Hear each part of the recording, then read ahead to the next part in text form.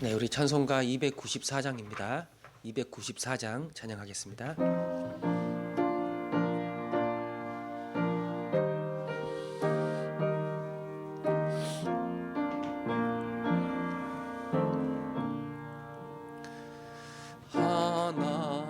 하나님은 왜 아들을 주시는 데까지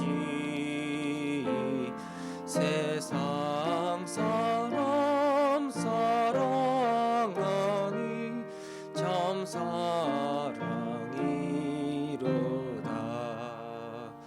하나님이 사랑이라 죄악에 빠졌던 우리까지 사랑하니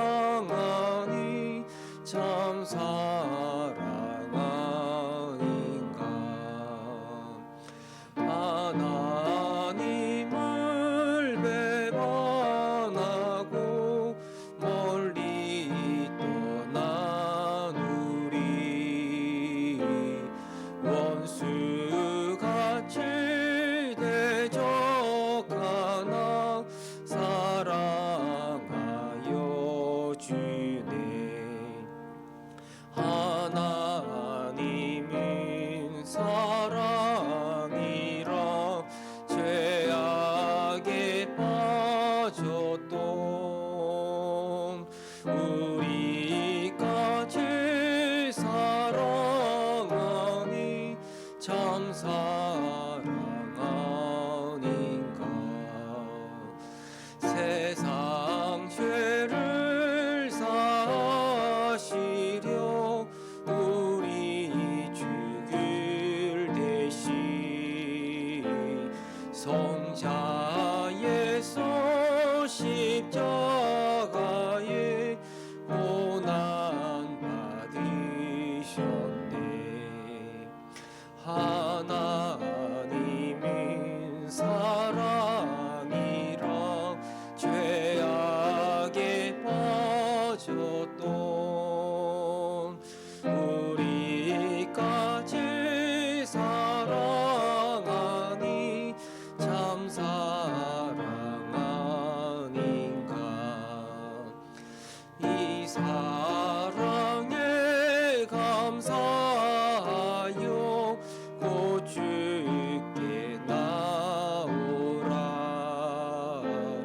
고난 영혼 주께 맡겨 구원을 얻으리. 하나님은 사랑이라 죄악에 빠졌던 우리까지 사랑하니 참 사랑 아닌가. 아멘. 이 설 명절 연휴를 하루 앞두고 있습니다.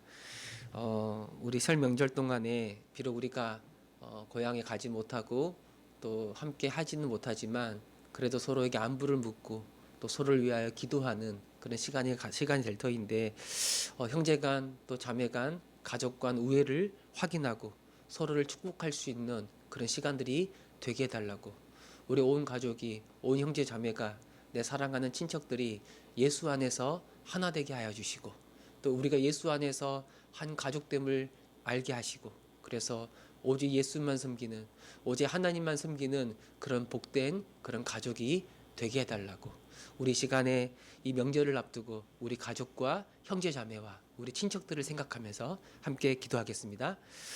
하나님 아버지, 우리 명절, 이 구유의 명절, 이 설을 앞두고 있습니다. 참 이번은 코로나 때문에 이번 설도 함께하기는 굉장히 어려운 상황이지만 그래도 이 명절 기간 동안에 내 가족과 내 친척과 내 형제 자매들을 생각하기를 원합니다. 예수 안에서 한 혈육으로 주님께서 우리를 불러주셨는데 우리 온 가족과 모든 친척들이, 형제 자매들이, 모든 권속들이 오직 예수만을 섬기는, 오직 하나님만을 섬기는 그런 가정이 되기를 원합니다. 하나님 그들의 마음을 붙잡아 주시고 또 서로 위로하고 서로 격려하고 서로 축복할 수 있는 그런 시간들이 되기를 원합니다. 그리하여 비록 이번에는 우리가 함께 만나지 못하지만 다음 명절 때 또 내년에 함께 모였을 때에 더 기쁨과 더 감사하는 마음으로 모이게 해 주시고 서로 부둥켜 안고 서로 축복하는 시간이 되게 해 주시고 또 하나님께 충성하고 하나님을 기쁘게 할 수 있는 그런 하나님의 자녀들, 하나님의 권속들이 될 수 있도록 역사하여 주옵소서. 먼저 믿음을 가진 사람, 먼저 성숙한 우리들이 더 깨어있게 하여 주시고 더 섬기게 하시고 더 나누게 하시고 더 돌보게 하여 주시고 더 돕게 하여 주셔서 우리를 통해서 그리스도의 사랑이 우리의 입술이나 우리의 모든 삶을 통하여 내 사랑하는 모든 친척들과 가족들에게 흘러갈 수 있도록 주님께서 역사하여 주옵소서. 그 은혜와 사랑이 부어지게 하여 주옵소서. 아멘. 하나님 아버지, 설 연휴를 앞두고 있습니다. 이번엔 코로나 때문에 내려가지 못하고 또 함께 할 수 없지만 그래도 전화로 안부를 묻고 또 서로 위로하고 서로 격려하고 서로 축복할 수 있는 그런 시간이 되기를 원합니다. 하나님, 무엇보다 우리 온 가족이 내 모든 형제 자매와 내 모든 친척이 예수 안에서 하나 되는 그런 가족이 되기를 간절히 소망합니다. 비록 만나지 못하지만 각자 일상에서 오직 예수만을 섬기는 복된 삶이 되게 해 주시고 그래서 하나님이 다시 우리를 만나게 주셨을 때에 서로 부둥켜 안고 하나님께 감사하며 하나님께 영광을 돌릴 수 있는 우리 온 가족들, 내 형제 자매들 되게 하여 주옵소서. 주님이 우리의 가족과 우리의 형제 자매와 내 친척들을 지켜주실 줄을 믿습니다. 감사드리며 우리 주 예수 그리스도의 이름으로 기도합니다. 아멘. 우리 말씀 보겠습니다. 사무엘하 2장입니다. 사무엘하 2장 우리 12절부터 23절 말씀 보겠습니다. 12절부터 23절 말씀 우리 한 절씩 교독하겠습니다.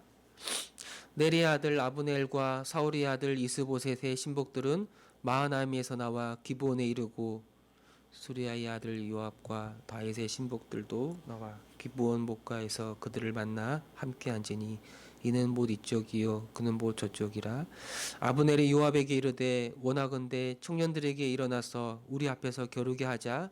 요압이 이르되 일어나게 하자 하매 그들이 일어나 그 수대로 나아가니 베냐민과 사울의 아들 이스보셋의 편에 12명이요 다윗의 신복 중에 12명이라. 각기 상대방의 머리를 잡고 칼로 상대방의 옆구리를 찌르매 일제히 쓰러진지라.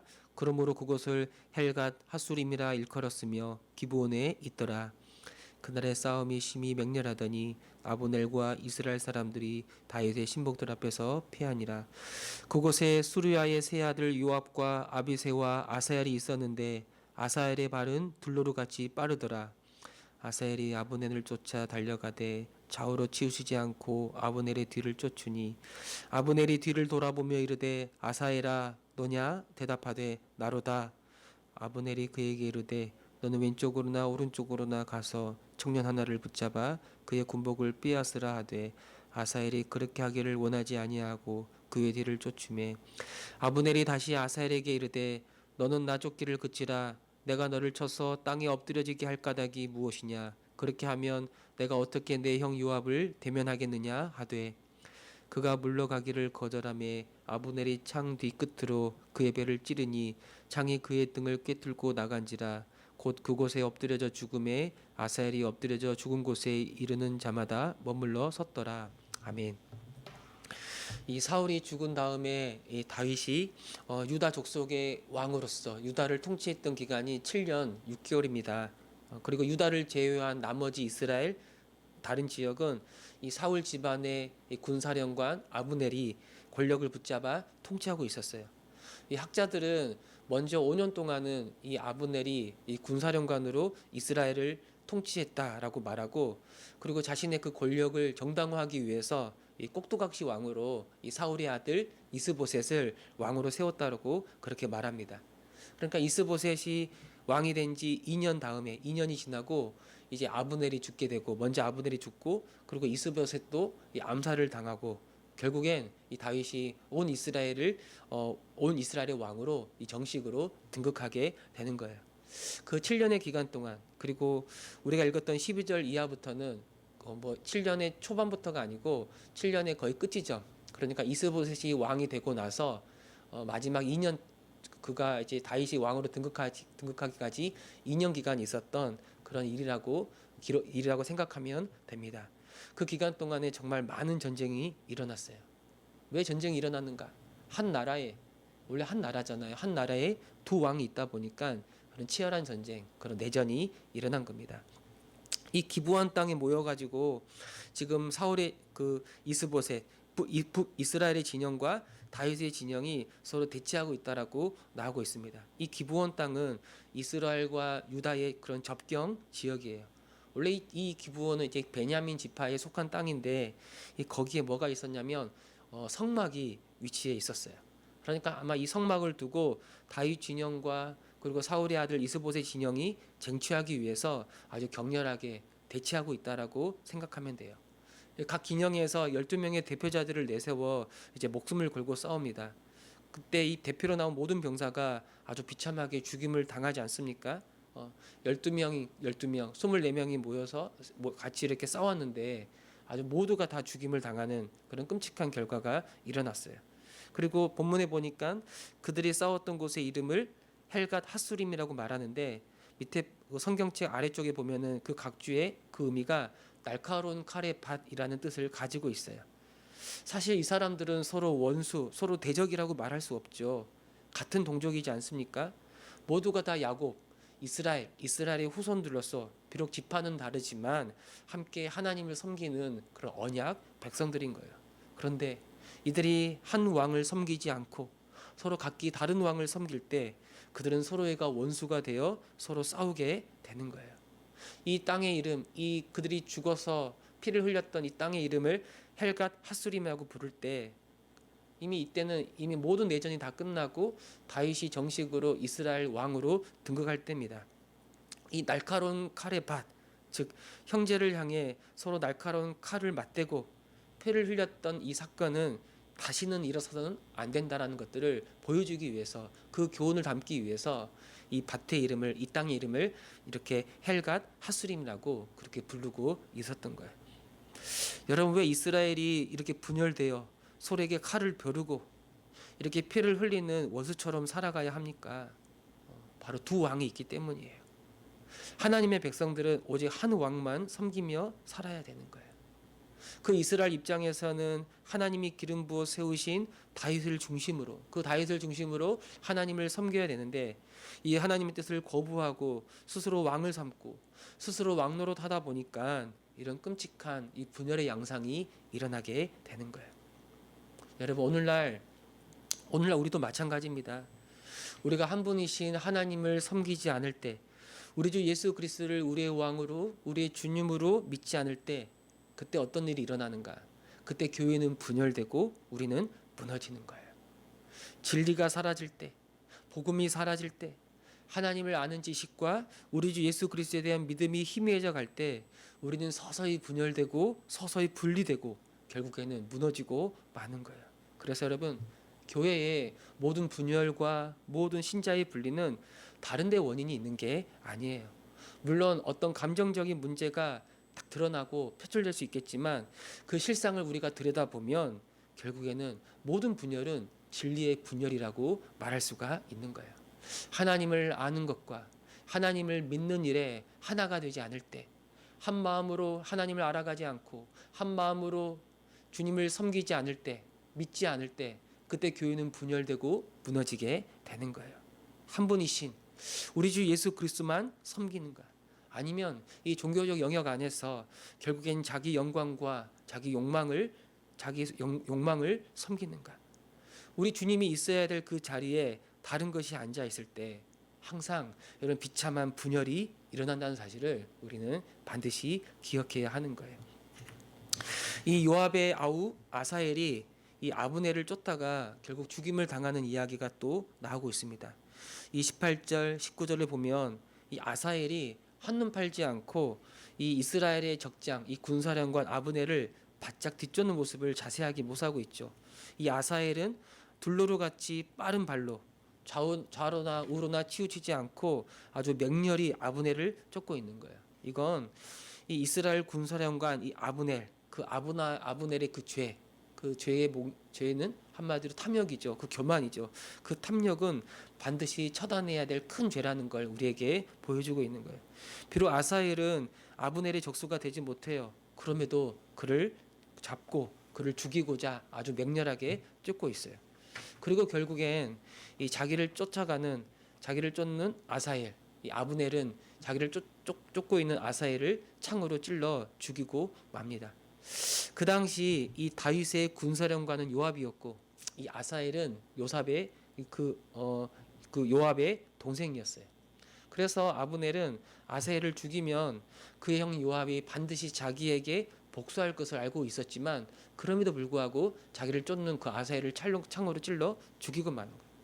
그리고 오늘 본문에 나오지 않지만 나중에 시간이 흘러서 아브넬이 생각했던 바로 그대로 그가 죽였던 아사엘의 형 요압과 그 아비새에게 목숨을 잃게 되는 거예요. 그의 탐욕이 결국 누군가를 죽이게 되고 그 또한 누군가에게 죽임을 당하는 아주 끔찍한 일들이 이 안에 일어나게 되는 거예요. 여러분, 죄의 핵심이 무엇입니까? 우리가 여러 번 말씀을 드렸지만 하나님을 하나님으로 인정하지 않고 자기 스스로 주가 되어 살아가는 것이 죄의 본질이에요. 그리고 이 죄의 본질이 아주 극명하게 나타난 것이 인간의 교만이고 인간의 탐욕이라고 말할 수가 있는 거예요. 자기가 갖지 말아야 될 것을 갖는 것. 그 무엇보다 하나님의 자리를 빼앗고 스스로 그 자리에 올라가는 탐욕이야말로 스스로 높아지고자 하는 죄의 본질을 아주 분명하게 보여주는 죄라고 말할 수 있어요. 그리고 이 교만은, 이 탐욕은 결국 다른 사람들, 다른 형제들을 해하는 것으로 결국에는 나타나게 되는 거예요. 이 아브넬이 아사엘을 죽였던 것처럼 여러분, 우리의 죄는 파괴적이어서 다른 사람을 해하고 결국 끔찍한 죽음으로까지 이어지게 된다는 것을 알 수가 있는 거예요. 우리의 탐욕, 우리의 교만은 무엇인가? 원래 우리가 한 몸으로 만들어졌잖아요. 우리가 원래 한 사람이잖아요. 한 몸이잖아요. 한 몸으로 만들어졌던 우리를 분열시키고 분리시키고 깨뜨리고 서로에게 원수가 되게 만들어버린 거예요. 그러니까 우리가 하나님을 떠나는 그 순간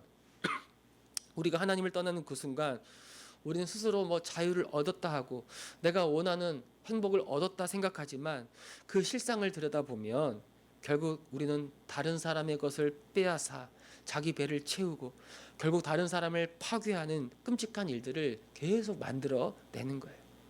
이것이 우리가 살고 있는 이 세상의 역사이지 않습니까? 그리고 오늘 우리의 일상에서 일어나는 크고 작은 여러 갈등들의 원인이지 않습니까?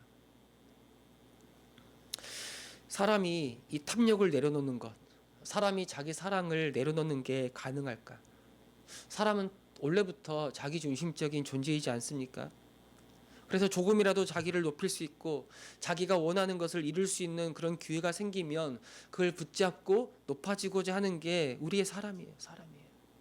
우리의 탐욕이 다른 사람을 아프게 하고 우리의 욕심이 관계를 파괴하고 결국 누군가에게 큰 해를 가한다는 것을 알면서도 왜 우리는 이걸 멈추지 못하고 왜 계속 거기에 붙잡혀 이렇게 달려가고 있는가, 살아가고 있는가? 우리는 이렇게 생각하는 거예요. 내가 주가 되어 살아가면, 내가 이렇게 살면, 내가 하고 싶은 대로 살아가면 내가 행복할 것이다. 내가 정말 나에게 좋은 일이 계속 일어날 것이다 라고 생각하는 거예요. 이 아브넬의 입장에서 생각해 본다면 내가 권력을 잡고 내가 권세를 잡고 이스라엘을 다스리면 이 이스라엘이 복된 나라가 될 것이다 라고 생각하는 거예요. 그러나 그 결과가 무엇입니까? 같은 형제를 죽이고 많은 백성이 목숨을 잃는 끔찍한 내전이 일어나는 것 아닙니까? 이렇게 아브넬과 같은 탐욕, 이 탐욕을 섬기고 살아가는 이 세상의 결과가 바로 오늘 우리가 살아가는 이 세상의 모습이에요.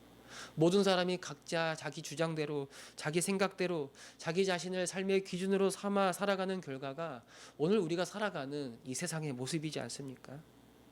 우리는 그럴 수 없어요. 우리 삶의 보좌에 더 이상 우리를 앉혀놓을 수가 없는 거예요.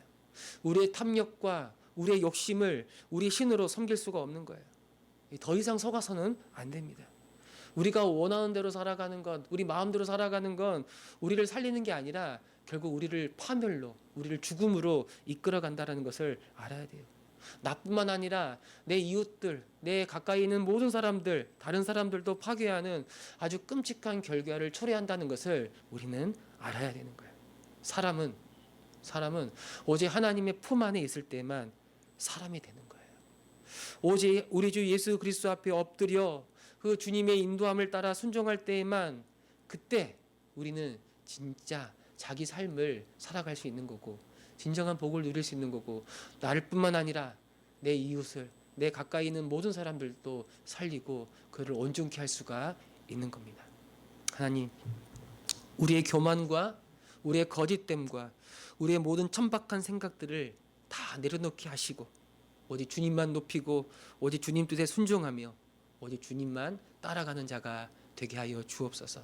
오늘 이 말씀이 저와 여러분 우리 모두의 기도가 되기를 간절히 소망합니다. 아멘.